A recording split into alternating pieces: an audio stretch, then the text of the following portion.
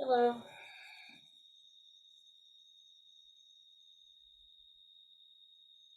Hello.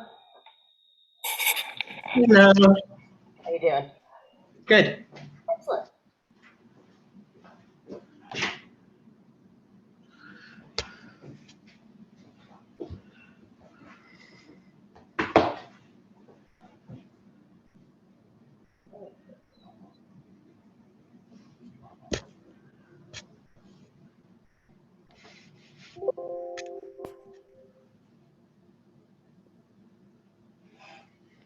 There's Elsie.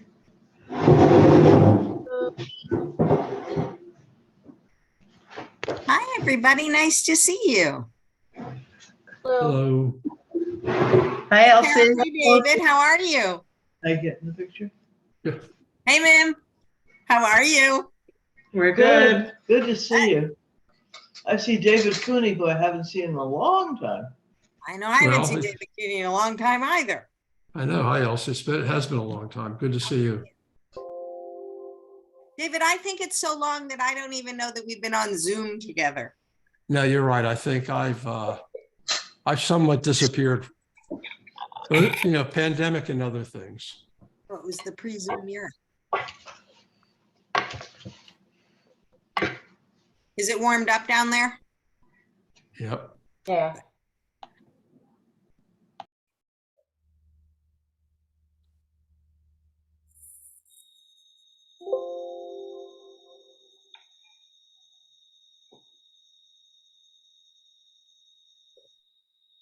Always so fun to see the screen get populated.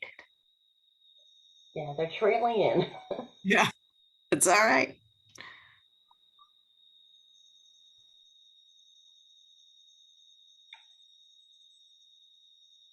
Yeah, this was set up so that it's got a waiting room, so I'm just admitting people. You just have to click, click, click. Yeah, pretty much. Yeah. All right. I said to a student recently that teaching involves a lot more clicking than it used to. I like that. That's great.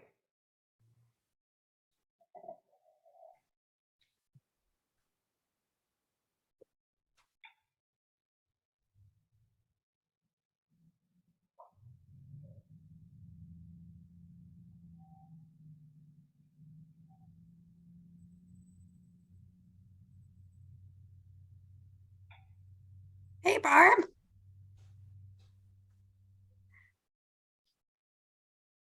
Barbara, I was thinking of Beck because the faculty got to do a Jewish studio process the other day.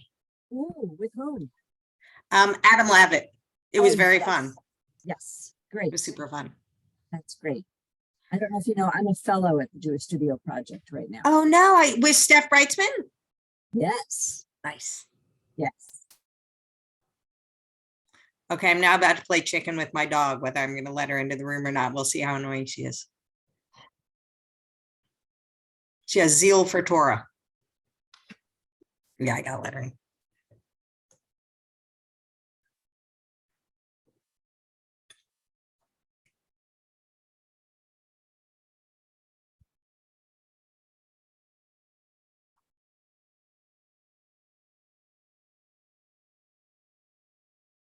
Okay, Deborah Luther, tell me I'll start whenever I should start. You can start whenever you Okay. want. You want to start now? I mean, it's 12:01. Feel free. I'm letting one more person in. Okay. But I reckon a lot of these people are a usual cast of characters for our midday Torah study. So sure, feel free. Great. Well, welcome everybody. It's nice to see familiar faces and new faces. I am Elsie Stern. I'm professor of Bible at the Reconstructionist Rabbinical College, longtime fan of Adat Shalom, and it's a pleasure to get to be spending time with you this spring. One request: if the name on your Zoom screen is not your name, please change it to what is your name. Because then I won't call you something that, you aren't. And the other thing is, just to start off, I think when we're on Zoom, it's especially important to kind of do a little connecting as humans. Just to get us warmed up, I invite you to put in the chat something sweet from this past Shabbat or this past weekend that, you know, lifted your spirits, made you happy. And you can just put it in the chat.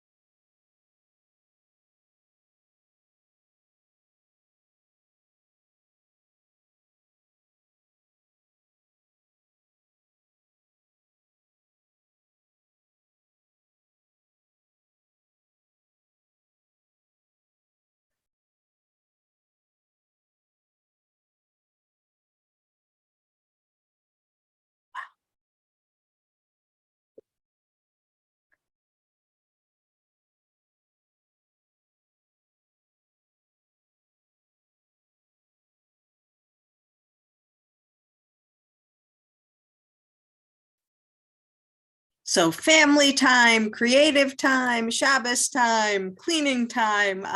It seems like folks are entering the week with some good sweetness behind you.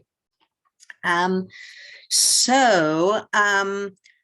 the sessions we're spending together, we are going to be talking about, well, there's more coming in. Oh, that looks good. Orange cream cheese whipped cream cake. I'm distracted by that now. We are going to be spending our time together, which is, I guess, the first Monday of the month now through June, talking about Torah commentaries. And most of our time in most of those weeks will be reading Torah commentaries together. Today, I'm going to do a little more frontal talking just to kind of set the stage, give you a little kind of historical and theoretical background. So don't get scared off. I know all teachers say that today I'm going to talk more than I usually do. I'm pretty sure it's actually going to be true in this case. So what we do when we think about Torah study was probably born in the Middle Ages. The idea of folks sitting, reading the Parsha line by line in a way that both pays attention to the details of each verse, but is also understanding, is kind of reading a narrative unit or a legal unit, is really something that grows up, you know, in the adolescence of Jewish civilization, not in our childhood. During the rabbinic period, so before we hit the Middle Ages, and in this case, when I'm talking about the Middle Ages, I'm really talking about starting in the 11th or 12th centuries. Before that, Jews engaged with Torah in a bunch of different ways. For most Jews, the engagement with Torah happened during Shabbat services, potentially also on Mondays and Thursdays, when they would hear Torah being recited and would hear it being recited in Hebrew and in Aramaic, and depending where they were, maybe even in a language that they understood. So they would have an ongoing relationship with Torah as a ritual performance, and their degree of understanding of what was being recited would vary pretty greatly depending on their what their linguistic capabilities were and the language of performance. And for most Jews, that was their role in that process was receiving, right? They listened. And as I'm sure I've talked about it at Dot Shalom at some point or another, that performance also probably included some text brokering by a preacher or a darshan who gave his interpretation of what that piece of Torah meant. The other kind of role that Torah and Bible more broadly played in rabbinic civilization was in the context of the rabbinic, the Batei Midrash, the kind of professional guild of the academics, intellectuals that we know as the rabbis. And for them, as I'm sure you know, the main event was Talmud. That the rabbis, the focus of their intellectual endeavor was not on the Bible, but was on the Mishnah and the Gemara. And in the context of that study, the way Torah operated was as an element for understanding and for developing Talmudic discourse. So if you spend any time with Talmud, you'll know that a Tanakh verse might be brought in as a proof text, or it might be brought in to challenge a rabbinic comment. So not folks sitting there and reading the Parsha, but really mining Tanakh for elements that were then going to have a part to play in the drama of developing Talmudic discourse. The other way the rabbis hung out with Tanakh was, as you know, in the Midrashic project. And there, if you look, I'll pull a book off my shelf.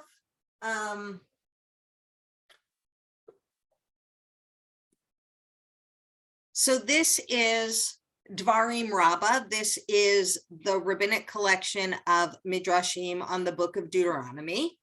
And looking at it, you might think that this had to do with the ways that we read the book of Deuteronomy. If you were to open Dvarim Rabbah, it's going to comment on verses that go in the order of the book of Deuteronomy, but by no means every verse. It is most likely that a collection like Dvarim Rabbah or Breshit Rabbah, right, Genesis Rabbah, Leviticus Rabbah, did not grow up because our rabbinic ancestors were reading through Leviticus and saying, hey, let's stop and like do some midrashim on this verse. Rather, what you had were these traditions of commentary on isolated verses. All of this is to say that before the Middle Ages, anything that we would think of as study of Torah happened at the level of the verse, not the level of the chapter, not the level of the Parsha, not the level of the story, that these were really imaginative and intellectual engagements with specific verses, not necessarily in sequence. With me so far? So that's our kind of pre-medieval, like if you were cast as Torah in the drama of Jewish civilization before the Middle Ages, that would kind of be your part.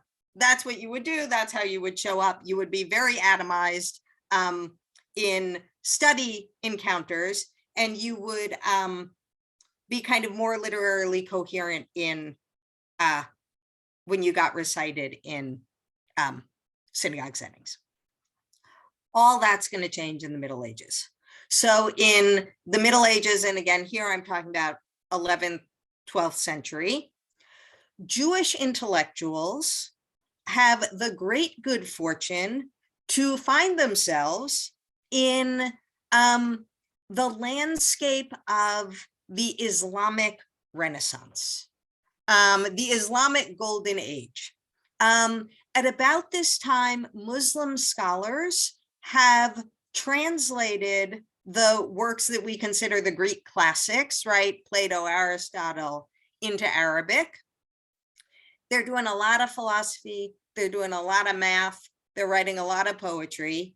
And they are studying the Quran using linguistic technologies, using literary technologies, using theological technologies, and really studying the Quran verse by verse in order. So it's in this intellectual milieu that Jews start thinking, maybe we should start engaging with Torah that way. maybe we should take the kind of attention that we've been spending on these kind of atomized verses and apply them in a running and literary coherent way to Torah. So that begins to happen in the Islamic setting. And that study is very, very much influenced and builds on the kind of techniques that Muslim commentators on the Quran have been applying to the Quran. The one thing I'll say, there's one exception to what I said before. The place where you did de facto get kind of running analysis and interpretation of Torah is when people translated it, right? Because in order to translate a text from one language to another, you have to have a clear understanding of what the text in its kind of consecutive totality means. And we're going to talk about Sadia in a minute, who applied the principles that he had learned from Islamic Quranic scholars to the underpinnings of his translation and also his commentary on Torah. Questions so far? Okay, so what did a couple of the principles, wait, do I do this yet? No, I can come back to that. Okay, so starting in the 12th century, Jewish scholars start writing these running commentaries, and these are eventually bundled together into Mikraot Gedolot. Raise a real or a virtual hand if you know what I'm talking about when I say Mikraot Gedolot. Okay, so this is a volume of Mikraot Gedolot. Looks like this on the inside. Oh, you can't see anything. It is the format of what's called the Rabbinic Bible that has a little bit of, Tanakh in the middle with an Aramaic translation and commentaries by medieval and some post-medieval commentators around it. And this became the kind of classic format for Bible in Jewish settings, and becomes in many ways the model both for what we think of as Torah commentary, and in ways that I'll talk about in a minute, really is kind of the textual great grandma or model for what we do when we do Torah study. In a Mikraot Gedolot, you always okay. Trying to think of the best order to do this.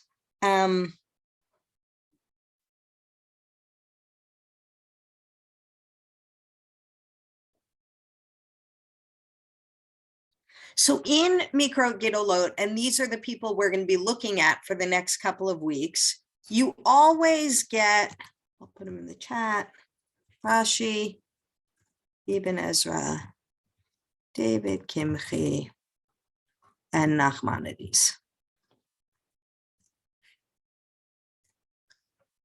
Any version of Mikraot Gedolot, and there's a wonderful English version called the Commentator's Bible, which is what I gave you that excerpt from, translated, created, edited by Michael Karasik, who's a longtime instructor at RRC. We are proud to claim him as one of, as part of our Reconstructionist family. So these four commentators are going to be in any edition of Mikraot Gedolot that you see, and in some ways become kind of four iconic voices that become emblematic of different ways that Jews read Torah and Jews read Tanakh.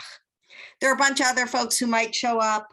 Rashbam, Bechor Shor, Hizkuni, Gersonides, Abarbanel, Sforno, depending on the layout of the page and how fat the volume is, you might get additional commentators in addition to those big four. Hold on, I'll be back. And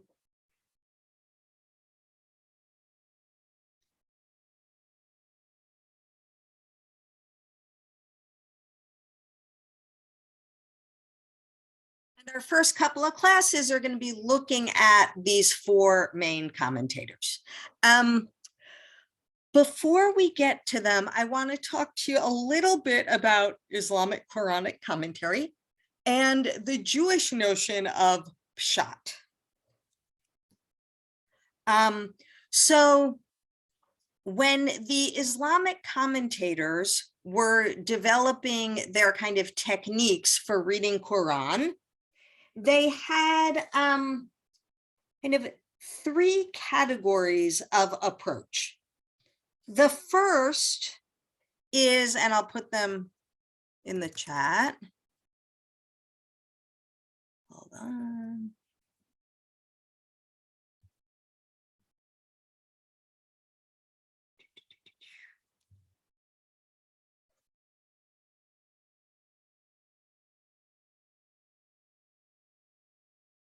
Okay. They are, a commentator could engage in tafsir, which was an explanation of the Quran, tawil, an interpretation of the Quran, or zahir, which was understood to be the literal or common reading. And these categories, first via Sajjah Gaon and through other folks working in that sphere, kind of inform what Jews are doing as they start to think about doing Bible commentary. And the piece I want to focus on a little bit, or the idea that I want to focus on, is zahir, because zahir, this idea of a literal or common meaning, kind of is the closest overlap on a Venn diagram. And we're going to talk about how it's not an exact overlap with the Jewish idea of pshat. So raise your hands if you've ever heard this term pshat. Okay, so somebody start us off. We're going to crowdsource what we think pshat means. So Beth, I see your hand. Start us off. Well, I mean, I understood it to be the literal interpretation, right? Like the simple, straightforward, just what the words say. Okay, literal, simple, straightforward, what the words say. Who wants to add, refine?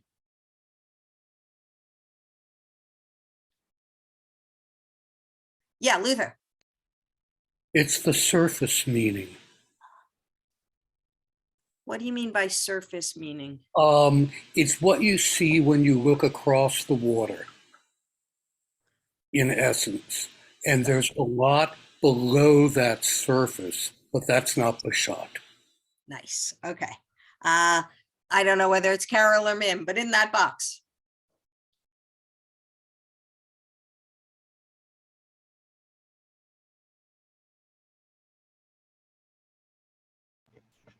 Oh, here it is. Well, in law, you call it the plain meaning of the statute.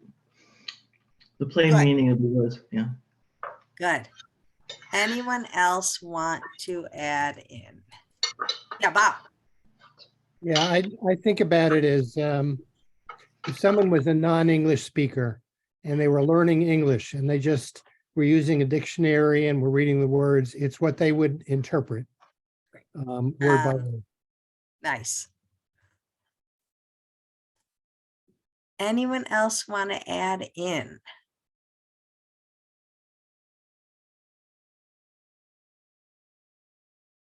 Great. It's a great list. So literal, simple, straightforward, what the words say, surface meaning, plain meaning, kind of what you would understand if you were kind of, your grasp was kind of basic. So here's my question. So the medieval commentators, if you ask them, would all say they were writing pshat commentaries. The goal of their commentaries was to make this pshat meaning accessible. So here's my question. If the pshat is the literal, simple, straightforward, plain surface meaning, why do we need commentators to help us access it?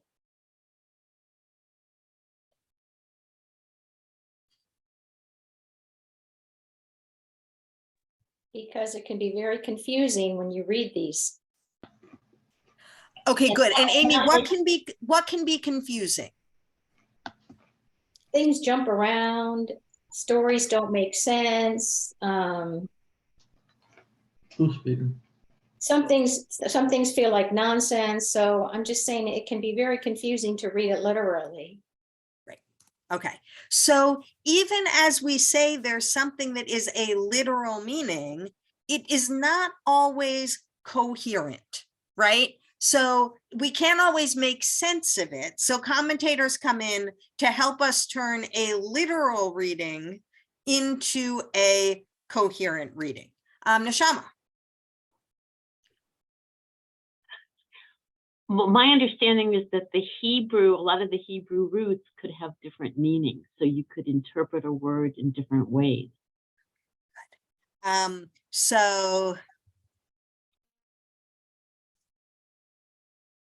So Hebrew, like any language, is multivalent, right? So a Pshat commentator is going to help you understand which of different readings. And I'll give you an example from English, right?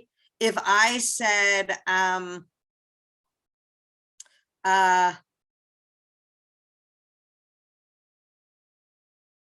let's say I'm talking about a character named Henry, who is a wealthy business owner in town.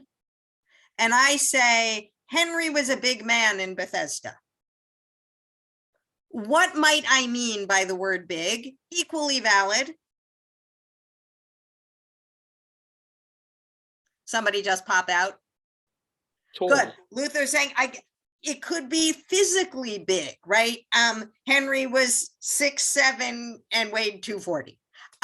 What else might I mean? An important man. Good, he was an important man. So that's a place where, exactly as you're talking about, words are multivalent. Context may make it obvious, but may not. So a Pshat commentator is going to come help us navigate the multivalence. We're going to come back to that in a minute. I see Malka, you haven't spoken yet. Okay, I think it could mean the very simple a translation is one thing, and that could be for people who are young and inexperienced, and the deeper meaning at what does this actually mean? Why are they talking about this? What's going on? Let's elaborate on that. So if we go back to Luther, was it you who said surface meaning? Picture the Caribbean, right? Always a fun thing to do, right? If I'm on a boat in the Caribbean, right, I can see there are all sorts of layers at which I can see that are surface, just below the surface, all the way down to the depths. So different Pshat commentators, and I'm so glad you said that, Malka, are going to understand surface at different degrees of depth, right? Where does the surface stop and the deeper meanings begin? That's going to be a boundary that is going to get negotiated and navigated in this conversation about Pshat. Shlomo. I think it's important also to think about not only the commentator himself or herself, but also the conditions of what life was like under which the commentators wrote. And I mean, one of the things that I see in some of the comments are that those people who are not Jewish, for instance, Noah and Abraham, Noah is looked at, well, he was only good in his own generation, not like Abraham. And it could be that the conditions of life, when the Jews were being slaughtered and killed, that the commentators had to say, we're better than they are. And that might be a theme that comes through. So I think the commentators responded to the conditions of their life and the life of their community, which brought them to certain biases, which they all have. So one of the things that you see if you're reading the literature about Pshat, and this is both the traditional literature and also scholarly literature, you'll see often the commonly accepted meaning, or in some places, and we'll come back to this, the authoritative meaning. So over time, based on all sorts of things, including the conditions of the readers' lives, what's kind of the common, what everybody thinks this text means is going to change. And if you think of Pshat as being, oh yeah, what we all think this text means, that's going to change over time, and commentators may be kind of tracking that. Anything else you want to throw into the Pshat conversation?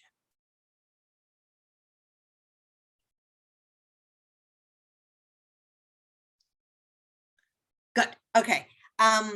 So yes, no punctuation. Yeah, let's eat grandma is my favorite. Yes. So there are the Hebrew text itself assumes a pre-knowledge of its content that some readers had and some readers didn't have, right? That to read any text without vowels, you kind of have to know what you're reading before you start reading it. So that it kind of providing the knowledge that somebody with a little more experience of the text would have. Anything else at this point? Okay, so the two things I want to return to or raise up are that idea of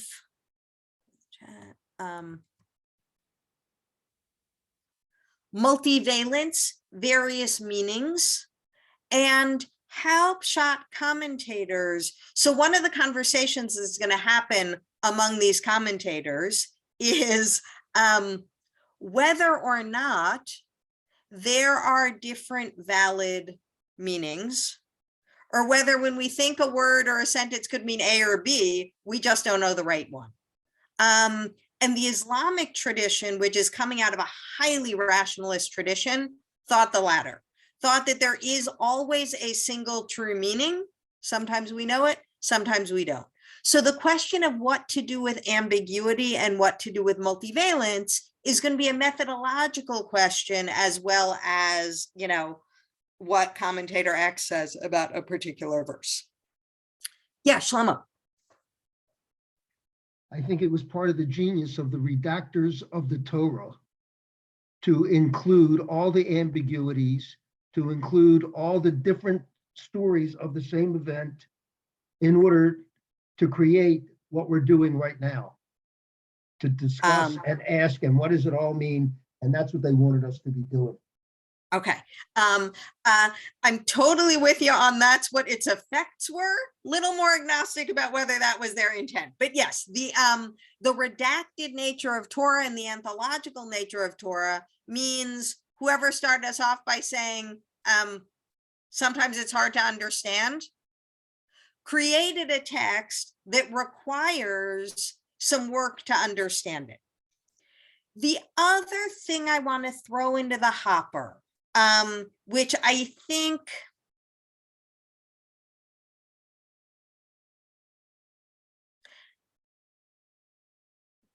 it is equally a question about authority and also a question about how deep is the surface meaning.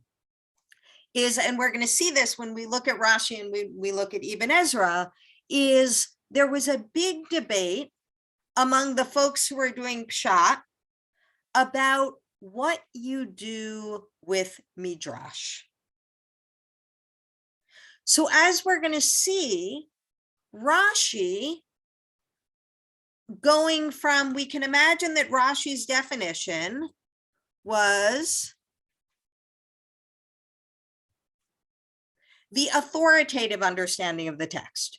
For Rashi, the authorities were the rabbinic sages.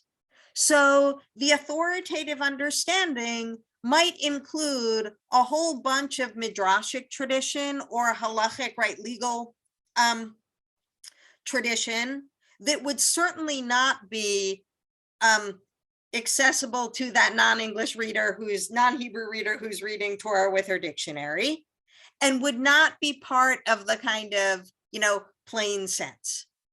But since Rashi is what he's helping people have access to is a kind of rabbinic authoritative understanding, he's going to put a lot more of that in. Even Ezra is going to say, that is not the pshat. That is lovely, wonderful, valuable tradition, but has no place in a pshat commentary. The other,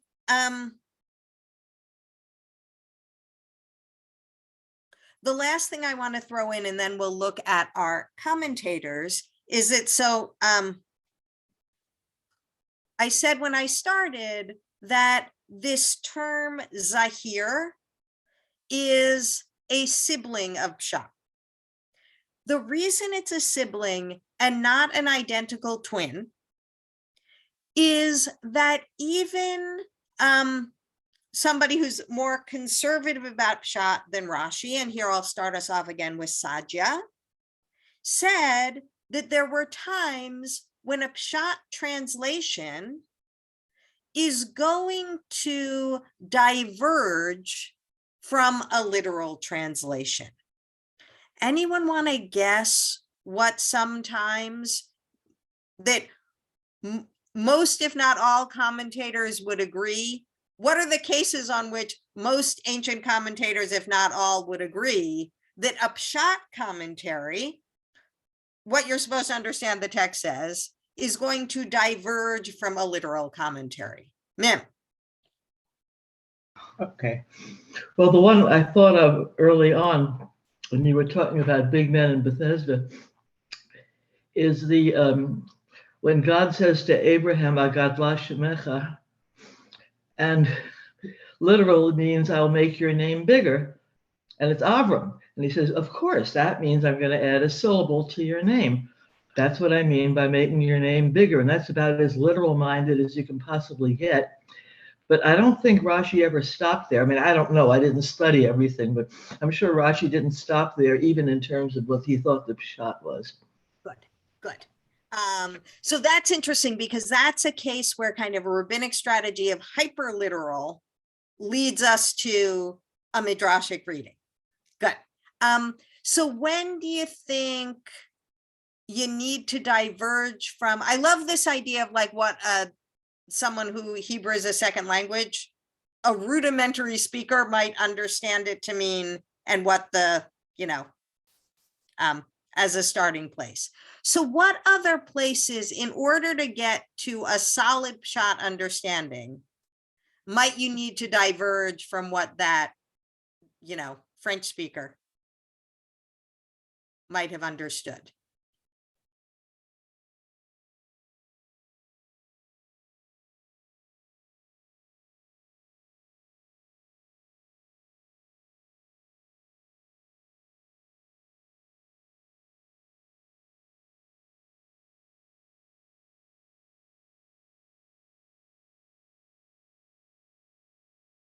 I'll give you one and then see if you can build. One place is metaphors, right? That if I am a non-native speaker and you're telling me something about the leg of a chair, that might be very, very confusing to me. Unless you explain that leg has another meaning aside from what descends from my hip, which is one of the thingies on the bottom of the chair. So there are places, so idioms, metaphors, that's a place where a pshat reading is going to diverge from what we might call a literal reading. Malka. Well, I was thinking that, well, there's two versions of Adam and Eve and how they came about, and you could be very confused just reading it. That's where we need something. Good. So there are places where, so one of the categories is when the kind of apparent meaning of the text went against reason. And, all sorts of ways we could think about reason, but places where it violated kind of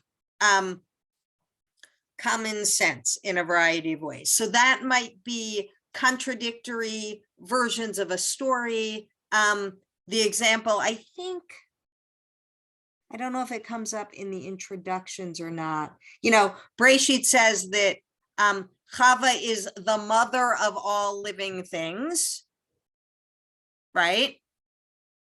One of the commentators says, I'm going to just be clear here that that means she's the mother of all human beings, lest you think that Eve was the ancestor of the dogs and the cats and the alligators too, right? So that's a place where the very plain sense violates kind of common sense or reason.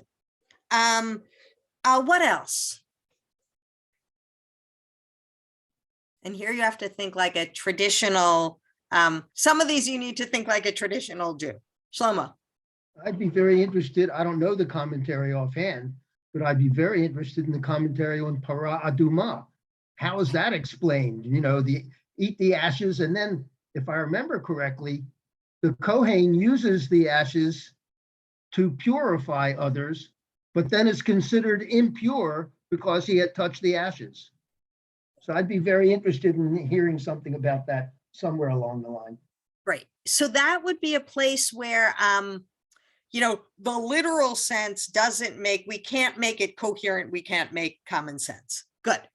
Where else might somebody like Rashi or somebody like Ibn Ezra, whose great authorities and heroes are the rabbinic sages, think you need to diverge from the literal? Shama. I'm wondering if this would fall into this category, the passage where it talks about if your son disobeys you and you have to stone them to death. Good. So any place where the Torah diverges from what had emerged as rabbinic halacha or rabbinic law, that the pshat needed to navigate that gap. Either by saying, you know, Abraham was before Sinai, so what he does, he doesn't have to be halachic, or exactly as you just said, offering the rabbinic interpretation of a legal statement in Torah to reconcile them and align them.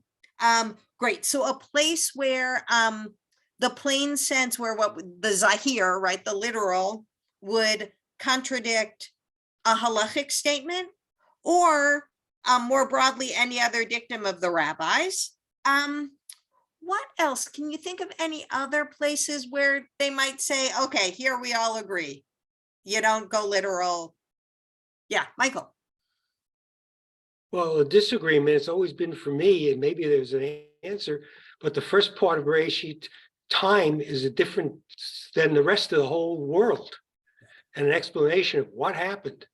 Good, good. So again, that's another one where the plain sense contradicts what we know either by sense perception, by reason, or by whatever the whole other set of kind of authoritative understandings we're using to understand the world. Malka. Okay, many times it says that those early people in the Torah, they lived 700 years. They lived 300, then Moshe lived 120. So a little bit more realistic, since I think there's somebody who's 117 right now, and maybe anyway. But good. Yeah. So again, another place where it kind of defies reason.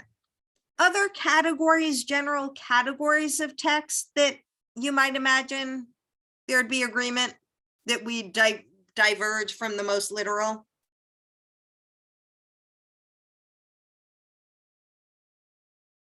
I'll give you one more and then we'll move to our text. I'll put the words in here. I think many of you know them. Anthropomorphism and anthropopathisms. So anthropomorphisms, places where God is described as having hands, feet, a face, a body.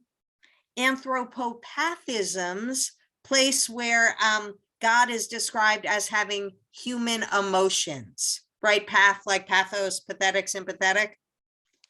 By the Middle Ages, you're starting to have a rationalist strand of Judaism that says God is not like us in body and God is not like us in feeling. Therefore, any place where the Torah or the Bible says that of God, that needs to be reconciled. Okay, so let me remind you where we've gotten. So we started out saying the pshat is kind of like the well, duh understanding of the text, right? And then I said, then why do you need a commentary? And you very quickly noted all the ways that and I'm using Torah and Tanakh kind of interchangeably because this project extended to the whole Tanakh, but the energy of most of the commentators was focused on Torah. That there are all sorts of reasons why it's sometimes hard to get to a coherent reading of little chunks of text, and all the more so larger chunks of text, because little chunks of text might say stuff that don't make sense, and certainly for the reasons many of you noted, contradict different biblical kind of units contradict each other. So for those reasons, and then the medieval commentators who were living in this understanding Torah to be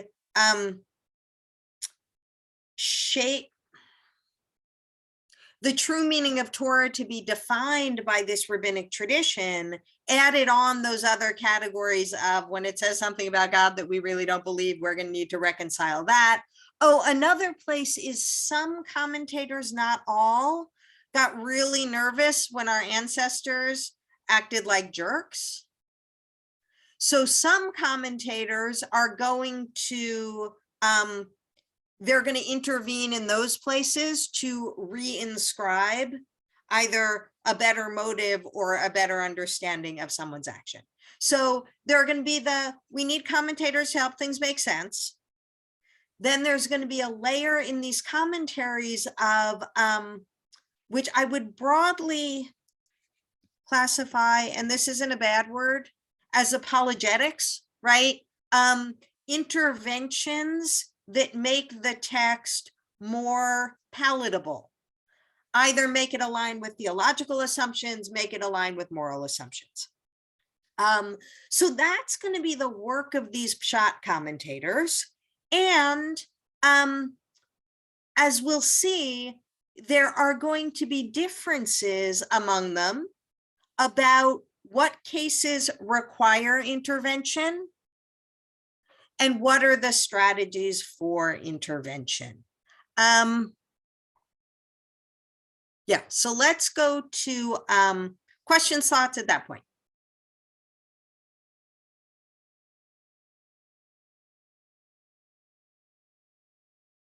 Oh, the one other thing I'll say, and this is building, Shlomo, on what you said about, how lucky we are that Torah is such a mess.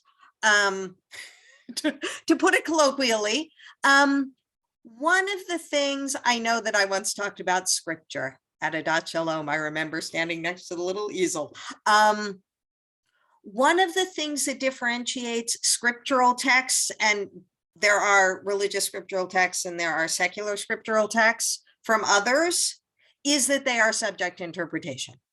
Because with other texts, we don't really care if we don't fully understand them, and we don't really care if they don't fully align with our understanding of the truth. We do not feel that way about the Constitution. We do not feel that way about Bible, right? Those are texts that, because of their status as scripture, demand interpretation. So one of the ways, if you're nosing around and you want to know kind of what the kind of cultural status of a text is, look and see if there's a lot of interpretation on it. Steve. So I was just going to ask for an example of apologetic.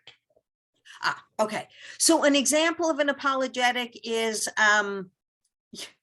when, Avram pimps Sarah by saying she's his sister.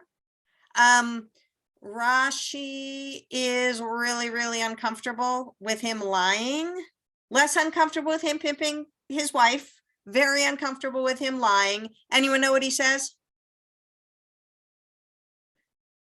He says, don't worry, they're really half brother and sister, because if you look at the genealogy and read it this way, they were, they're half siblings. So he wasn't really lying.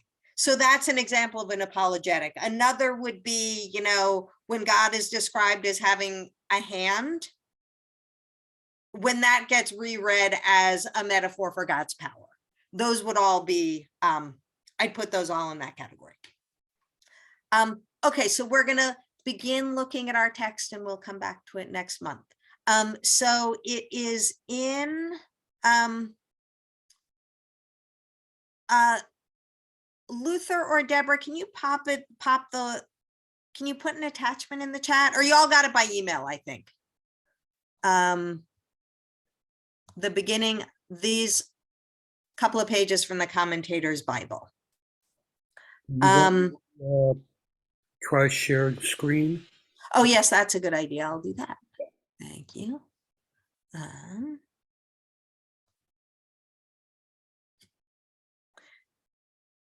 Seth Goldstein, who is a wonderful Reconstructionist rabbi. Oops. Host disabled participant screen sharing. So either, so Deborah, can you either do it or let me do it?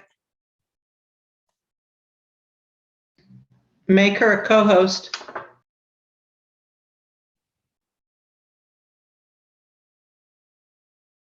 Seth Goldstein, who's a wonderful Reconstructionist rabbi, noted as he said, okay, he said, I'm going to share my screen. He said, why do we all announce we're going to share our screen? It's like Zoom liturgy. So now every time I say I'm going to share my screen, don't need to say that.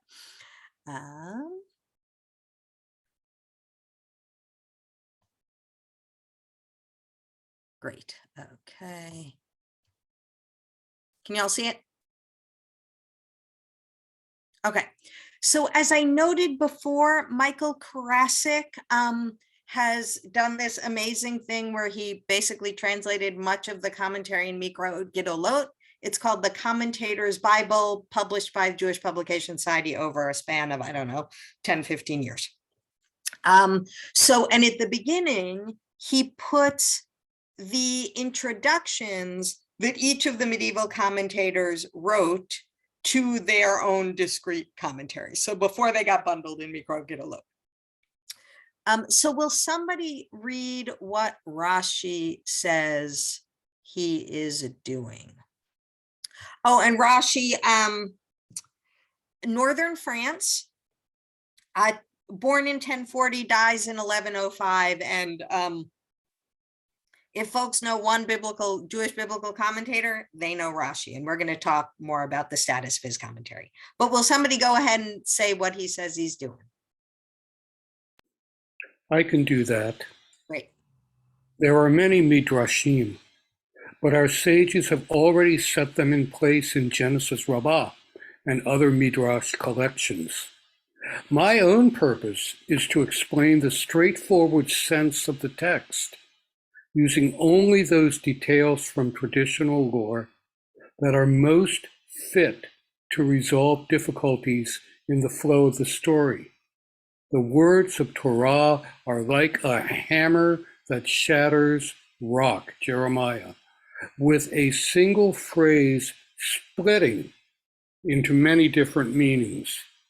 My own purpose is simply to settle what each verse means in context. Okay, so I'm going to stop sharing for a minute. So what is, oh, tell me if you need the text back up. So what is Rashi doing?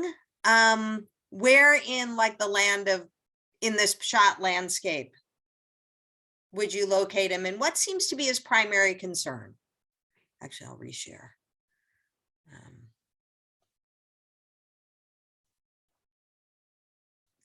I think you just need to holler because I can't see you all with my screen up. You're good. Okay. What does he see as his job? To understand what's written within the context within which it's written. Ah. Wait, so how are you understanding context?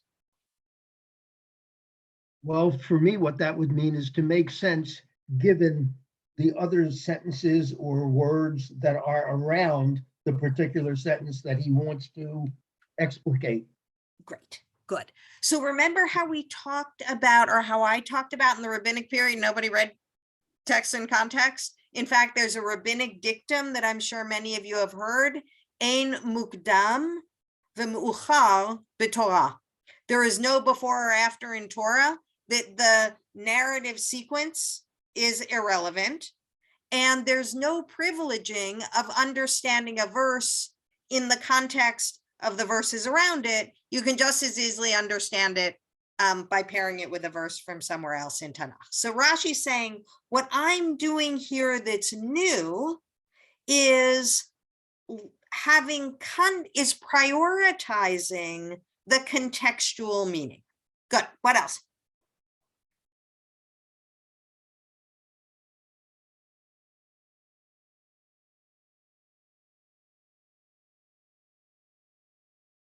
What gets in the way of understanding the contextual meaning according to just these couple of sentences? It seems like he doesn't want to be super creative about interpreting things. He wants to stick to the script as much as possible. So he is presenting himself as having a very light touch, sticking to the script. So why do we need him according to these sentences? Well, he says that a phrase splits into many different meanings. So any one phrase is going to have different ways of interpreting it, and so he wants to shape which way the interpretation should go. And which of all those meanings is he going to prioritize?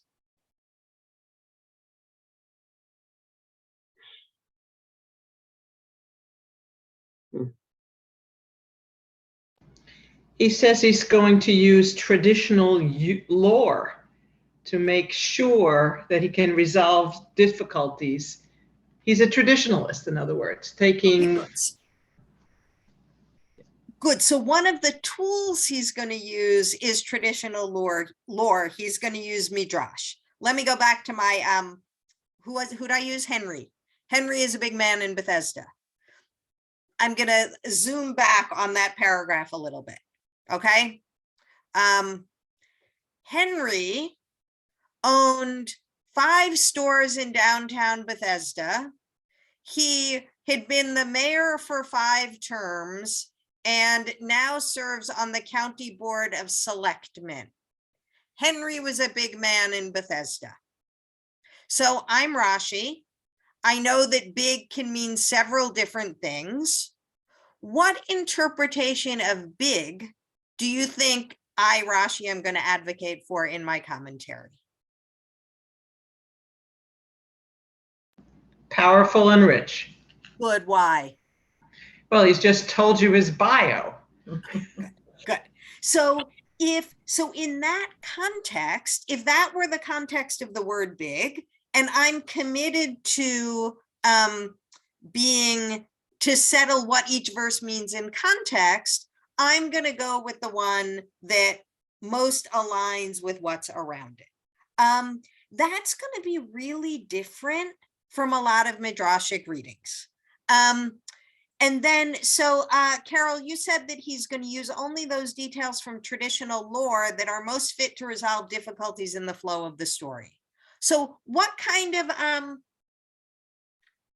just from these, what does he think our biggest problem in coming to a coherent plain sense reading are going to be? It's interesting. It's what the first person said.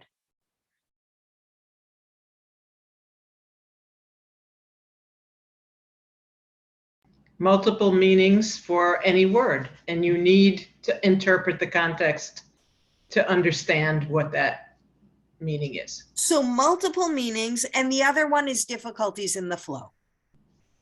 So when we were first saying, why is it hard to get to why do we need a commentary for a plain sense reading? I forget, Amy, was it you? Yeah, Amy. So when Amy said, because sometimes it's really hard to understand because the story jumps around and things are in the wrong order and somebody gets introduced and you don't know who they are. That's exactly why Rashi says we need him, right? Because there are difficulties in the flow and many meanings. And he said in a way where he's presenting himself as having a pretty limited role, he's going to draw from traditional lore to help fill those gaps in coherence. And he's also going to identify for us which of those multiple meanings is the one we should privilege when we're reading in context. So that's Rashi. Next time we're going to look and see how well what he actually does aligns and where it extends beyond or doesn't go as far as his stated purpose. And we're also going to look at Ibn Ezra. So I'm going to stop sharing. Thank you, everybody. You are just fabulous. Your insights into the problems and possibilities of Pshat were like super spot on. So I look forward to continuing the study next month. Oh, wait, Audrey, your question. This is not in Svaria, but do you all know how to find the commentators in Safaria?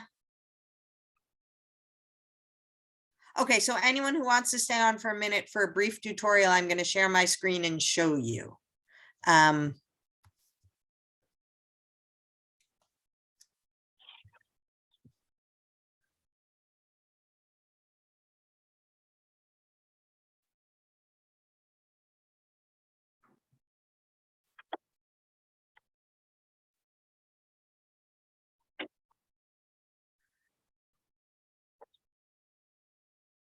Okay, so let's see it. Where'd it go? Oh. Okay, so I just opened up Safaria to the beginning of Genesis. Let's say I wanted to know what the traditional commentators had to say on this first verse. I would click on it. And then over in the right, I get this drop-down menu. At the top of the related text section, my first choice is commentary. I'm going to click on that. And then for those of you who are only interested in English texts, which is often the case for me, you'll see a little box to the right that says EN that lets you know what's available in English. And let's say I wanted to see what Rashi said on this verse. I'd click on Rashi, and it's going to give me Rashi's commentary on my highlighted verse. And then I can go back, I can hit the back button on commentaries and look at somebody else. So it's a really, if you don't have a big bulky Mikraot Gedolot on your shelf and you want kind of direct and uncurated access to what the medieval commentators say, Safaria makes it really easy for you. Oh, Bob, what's the context of in context? It's usually kind of the narrative unit. And sometimes it'll be like whoever gave the example of the 2 Genesis stories. If there's like a glaring narrative contradiction or glaring legal contradiction with a text that's not side by side, that'll count. See y'all, see you in a month. Happy February. Thank you so much, Elsie. Thank you very much. Sure. Thanks, Elsie. Good to see you all. Thank you.